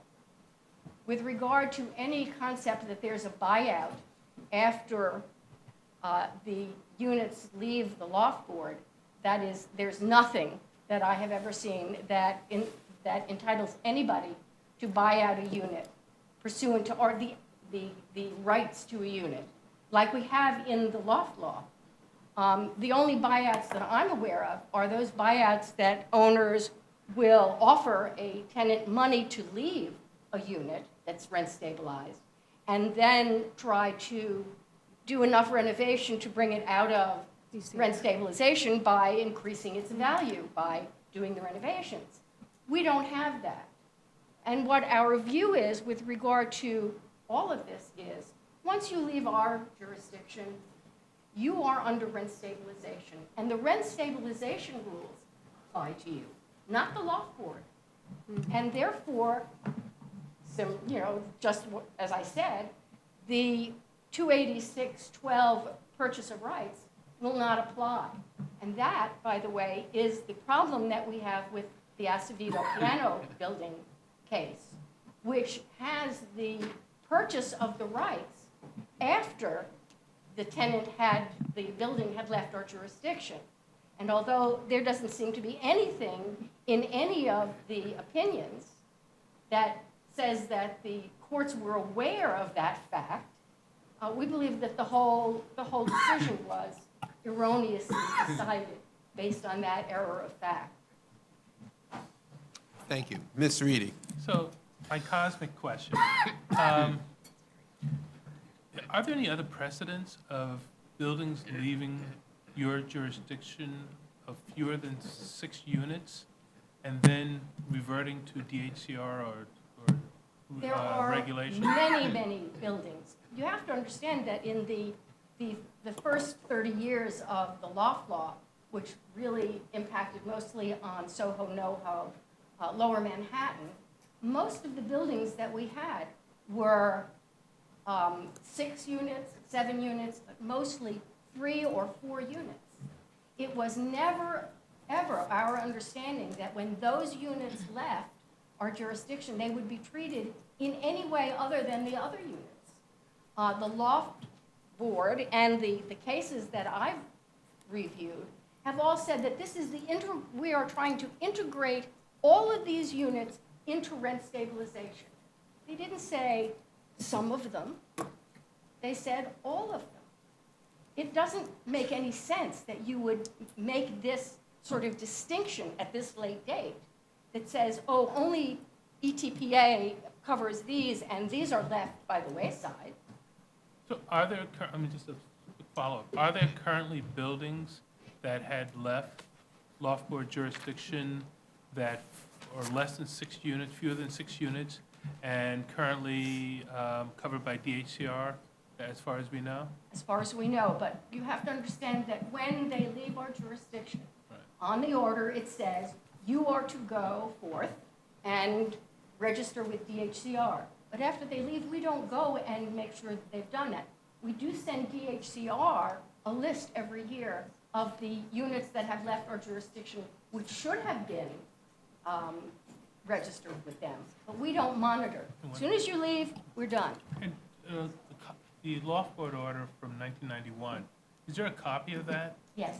And with that stipulation that they go to? It's actually in our law. It's in And the while law. the law, in 280, I think it's 286.3, that end of that paragraph that was quoted by Mr. Kaufman, it directs the owners to register in what was then the equivalent of DHCR. Okay. So the obligation to register is the owner's obligation. That's right. Mr. Dweck and Ms. Efron. Thank you.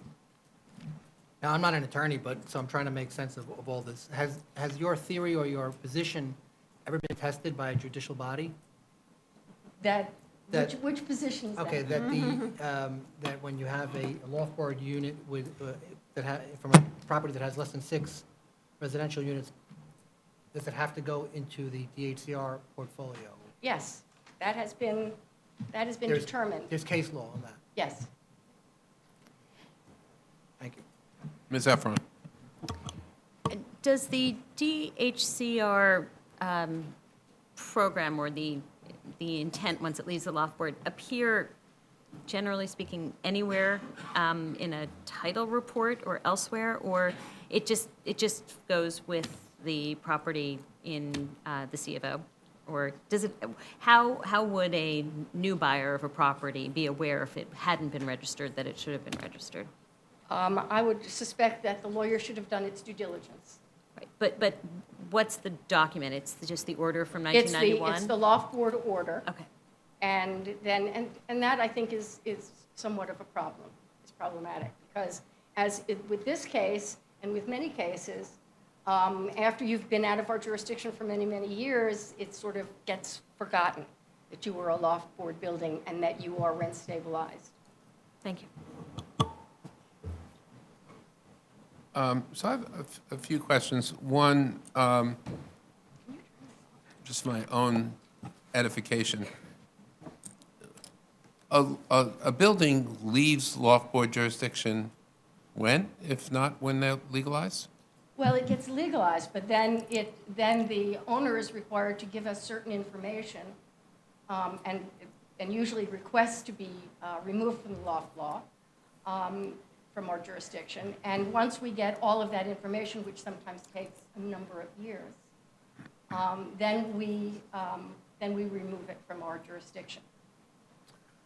And there's been a lot of words back and forth here about the loft board not having records on this, not having the records on this building, but if I understood what you said, the order on this building to DHCR, you do have the order, you just don't have We the... have, first of all, I'd like to clarify that we didn't destroy the file.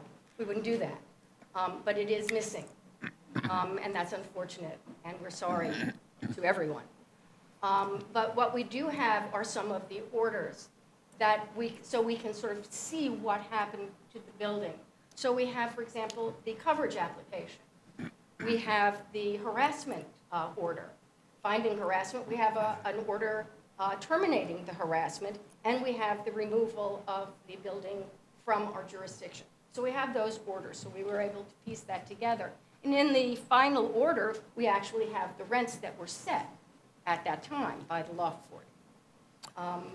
And is that implicit or explicit that the owner is then required to register those rents and the building with DHCR? That's just statutory. That's statutory. In later years, and in my time, it is explicitly put onto the removal application that they are required to do that. It was not done at that time. Okay. Any other questions, Ms. Alexander? Ms. Levin? Okay, so the situation we have here involves, I guess, is limited to the third floor and the fifth floor, right? And when the trail ended with the loft board, those units, they were to go off to DHCR and register those as rent-stabilized units. And I believe, I don't have the briefing sheet in front of me, but didn't that happen? Isn't Yes, there, it did. those were registered with DHCR. And then the trail goes cold? That's right. It was registered until 2003. And we don't know under what circumstances the use, well, I guess we do know, the residential tenants went away and they moved in. So, and this is probably not a question for the loft board, but a sort of legal question for us. At that point, did the applicant or the owner of the building at the time, would they have been able to go to DHCR and remove those units from rent stabilization? Depends on the level of rent. The answer, as far as the loft board is concerned, is no. Because once those units are created residentially, they're supposed to stay residential. They're supposed to stay residentially occupied. They're supposed to stay rent stabilized in perpetuity as long as the building stands. Okay, so then there are two questions. Is based on rent, there are ways that you can be removed from rent stabilization, and those have to do with rent levels and capital improvements and income levels and so on. Except that the loft, the IMDs, the Article 7C units are exempt from luxury decontrol and vacancy decontrol under the rent stabilization law. So Wait, say that again, please? That's critical. Okay. They're perpetual.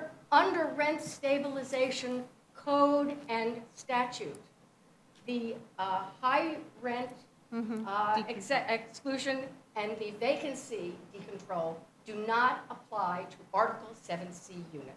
So there was no way for the applicant to get out of rent stabilization, which is what you said before we started asking follow-up questions. And therefore, the concept, and by the way, the concept that Mr. Kaufman presented to you, that once the protected occupant leaves, the vacancy therefore creates an exclusion from the rent stabilization, that is absolutely, I've never heard of that. So let's assume these are still rent-stabilized units, if that line of argument holds. Then what? What are the rules for putting a tenant in there if DHCR has destroyed all the, if we don't have any trace of its history with DHCR since Well, if you're asking about what would the rent be, Yeah. well, then you could trace that back by looking at the removal order. Oh, and do the then- arithmetic because you know and what then you the, look at each year or every 2 years and look at what the incremental rate was by the Rent Guidelines Board, and you can calculate the rent. okay, which actually goes beyond our responsibility here. I mean, it's for us to, I think it's important for us to know whether they're rent stabilized or not, but figuring out the rent's not our biz. He's I think that goes he's about to jump Yeah. well beyond our jurisdiction. To figure out, we have a lot of power, but figuring out what rent is not one of them. Okay, Ms. so Efron. Oh, sorry. so that using, having a non-complying use in there makes no difference, has no impact on the legal status of those units. I'm not sure I understand what. Having moved in, having had commercial tenants in there for a number of years does nothing to change the rent. They should never have had those commercial units in there. Okay. They are residentially, they're supposed to be residential, and they should be returned to residential. Okay. Except for. Thank you. Ms. Efron.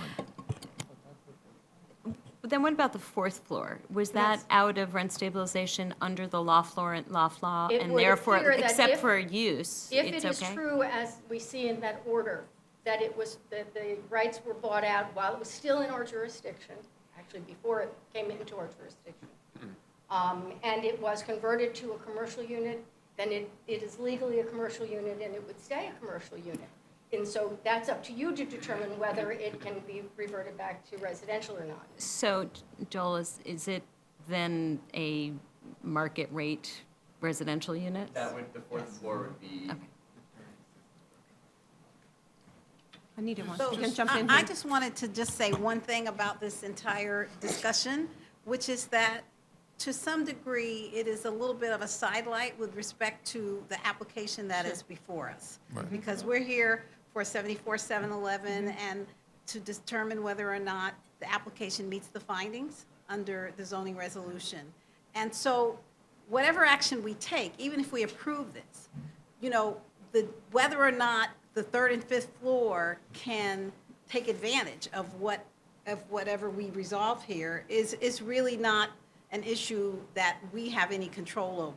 This is just really sort of interest in terms of what may happen here, because the practical effect may be that even if we approved it, the building can't be used in the way that the applicant is envisioning, at least not all of the units.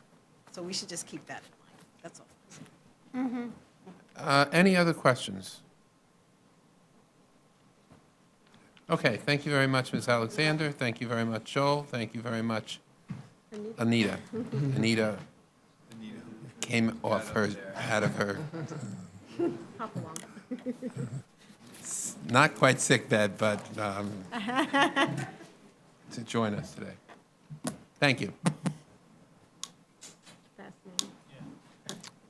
Yes. Take a Okay. deep dive into loft law.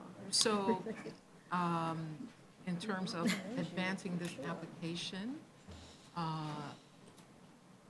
which is on for vote in 2 weeks. Well, I think, let me just say,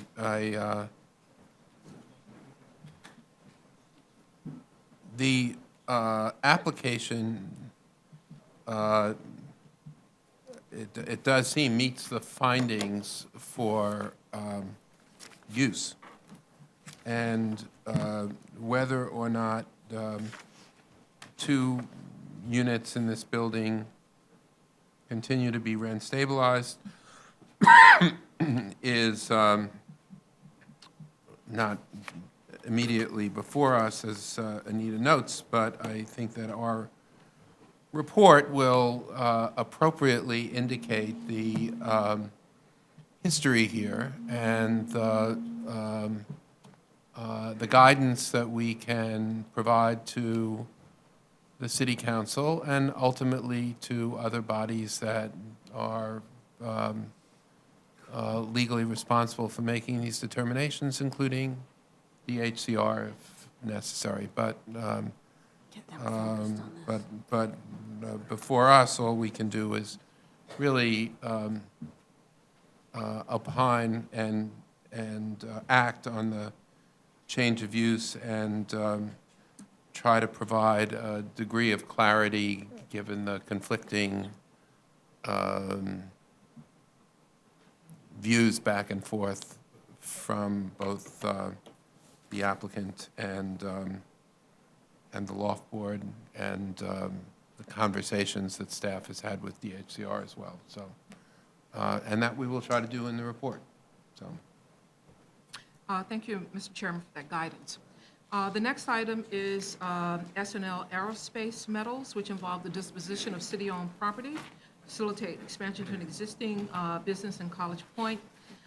Staff are awaiting a letter from DEC, which we have not yet received, that that agency is satisfied that the remediation work being undertaken by RJR Realty is progressing. We do expect to get that soon. Based on the hearing, we will be preparing a favorable report. Commissioners, did you have any other concerns? But as soon as we receive that letter, we will be forwarding it to you. Any other questions about this? I think the testimony that we heard was fairly clear, and the views of the community board and the borough president were also fairly clear that this is a highly desirable use that we want to see grow in the city, and as such, as such, we very much inclined to approve this. But at the same time, I think as EDC rather forthrightly testified, there is room for improvement in their relationships with Community Board 7 in Queens, and we do want to see exactly what State Department of Environmental Conservation have to say about what the former owner is doing, what and what remains to be done to assure that the site is appropriately remediated. Ms. Delos. I certainly agree with everything you just said. Having a bit of experience with various government agencies that are involved in environmental cleanups, in the absence of any clear direction in terms of public process for cleanups, it just seems that it's absolutely in EDC's best interest to help facilitate the community outreach and the community education that will help with the redevelopment of these sites. And so I just, they obviously, EDC has land all over the city, much of it in, either current or former industrial areas, and they have a lot of interaction with the city, state, and in some cases, federal government about these kinds of sites. And it just seems like it probably behooves them to kind of think broadly about how to address this issue from an agency-wide perspective. Is that Ms. Levin? Yes, I'd also hope that as my questions at the hearing indicated, I'm concerned about the squeeze that is put SN, whoever they are, Aerospace, the business owner in, because they entered into a contract before the real burden of these issues had been identified. Then up pops DEC. It seems to me that all of that is really government's responsibility to take care of, and that let's hope it all works out right, but there has to be contract terms have to work for the business owner, and any cost associated with this mess, not the cleanup mess, but the bureaucratic tangle, should be for government to bear. Yeah, that's a very good point, and that I will make sure that we communicate to EDC. I'm sure EDC, as do we, want to see this company expand, and we don't want to see them squeezed by an unanticipated cost associated with remediation that they totally were unaware of, and that we may still entirely be unaware of, absent further guidance from DEC. But we will speak to EDC, although I'm confident that EDC also wants to see this company expand, and so they will do whatever is appropriate to provide the kinds of assurance and security to the buyer that's required. Ms. Efron. I think there's an EDC role that goes beyond its landlord or its built property ownership, and even though many of those properties do have environmental concerns or opportunities, depending on how you look at it. But I think also in the business services aspect, where they are a go-between for businesses with other agencies, whether they're city or, quite frankly, state agencies, and perhaps that's something that should be beefed up in the many years ago, Koch administration, it was the ombudsman organization for all business owners, small or large, in dealing with lots of different agencies, and DEP was among them. So it seems to me that's a function that really should be revisited. Agreed. EDC has, EDC's birthplace was really in this corporate and industrial park. And it has, in addition to what everyone has said, a special obligation here, but I think part of the difficulty is that this relationship between EDC and Community Board 7 goes back many, many decades and has been a source of some just aggravation between the two that should be eased. So. Okay. Okay, and thank you, Fred. Also on June 17th, we have the Hospital for Special Surgery. We had a hearing a couple of weeks ago. Went well. I think there was one comment about the number of jobs that will be created. There were 60, I believe. That's been noted, or we will note. So pending your concurrence, staff will be preparing a favorable report for that project. Great. And then our the last item on the agenda is an HPD application with respect to a proposed zoning map change and urban development actionary project in disposition to facilitate affordable housing in East Harlem, Manhattan. There were a few comments that were raised at the public hearing, and I believe in your package this past Friday, HPD responded to those concerns, and staff is here in the event you have any additional concerns prior to what I believe will be a favorable report, if you concur. We concur. Yes, I think Ms. Zhang. Yeah, this shouldn't have any impact on the favorable report at all, but I guess I need to do some division on some of the metrics that we received back or something. I'm not sure how those numbers fit in exactly with what I was expecting to see. So I will have to do some division and then maybe ask a follow-up question, just because I'm not sure if those numbers are comparing what other projects have given back on that question. Is this referencing the annual heating per square foot number? Yeah, the heating and the water, I mean, the numbers are just a little unexpected, so. Hot. What did you say, unexpected? Yes. Ms. Levin. Well, just following up on that, I fully endorse, I sort of sit here passively while we let Commissioner Jung ask the environmental questions. I'm fully in support of her asking them on all these applications, but I don't have a clue what these numbers mean. And so I just like to ask if it might be useful to, I know that HPD is working on energy efficiency in their buildings. They probably understand these metrics.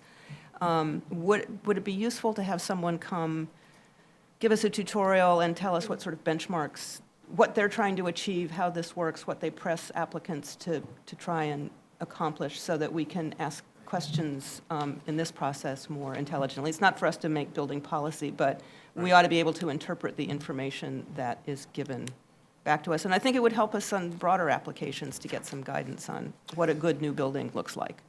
I agree. We'll ask HPD if they can do that. I think it would be useful for all of us except Ms. Young probably know. But- And then I had just a follow-up on another issue. I'm glad that HPD has indicated in this letter that they'll be, this has to do with the community facility space, that they'll be seeking to have the use remain in perpetuity and that would be reflected in the deed and the LDA. I believe there was also an issue in the public review process about the number of square feet to be allocated to the community facility space. That's, yes, there's a fixed number that's a result of an agreement with HRA, and I hope that is reflected. I mean, I would like the assurance that that also will be reflected in the LDA.